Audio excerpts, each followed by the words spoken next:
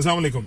सलीम साफी ने अपनी रिवायत कायम करते हुए खान साहब ने जो 11 पॉइंट्स अपने मैनिफेस्टो के जलसे में जो अवाम के सामने रखे, एक इंतहाई बुग़्ज़ से भरा हुआ और एक इंतहाई, मैं तो यही कहूंगा कि बड़ी घटिया किस्म की लिखाई उसने जंग अखबार में आज की।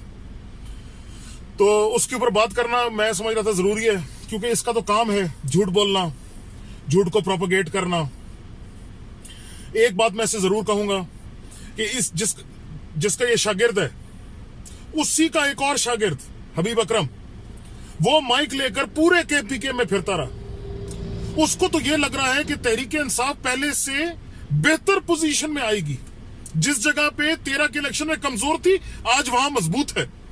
और तहरीके इंसाफ पिछली दफा से बेहतर पोजीशन पे तहरीके इंसाफ जो है वो हुकूमत बनाएगी। उसने तो ये बोला, उसने कहा अवाम जो तहरीके इंसाफ जो काम कर रही है उससे वो खुश है।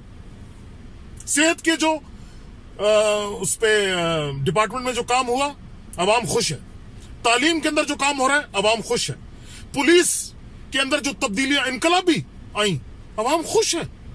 लेकिन ये कहता है कि नहीं है, बुग़्ज़ से भरा हुआ है ना, है ये उस स्टेटस को का हिस्सा, उसी के लिए बात करता है, उसी को बचाता है जो इस मुल्क की जड़ों को खोखला कर रहे हैं।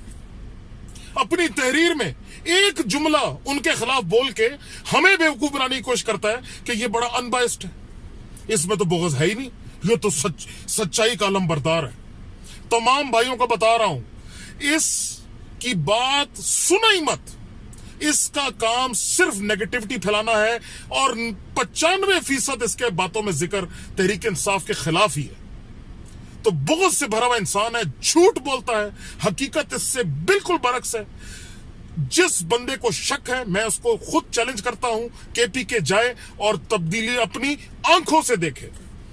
तो साफी साहब, जितना झूठ बोल रहे हैं आप अपनी एलेक्स 570 में बैठ के, कोई फर्क नहीं पड़ता। हम सब जानते हैं कि खान साहब ही उम्मीद है इस मुल्क की और तहरीक इंसाफ ही उम्मीद है इस मुल्क की। पाकिस्तान जिंदाबाद।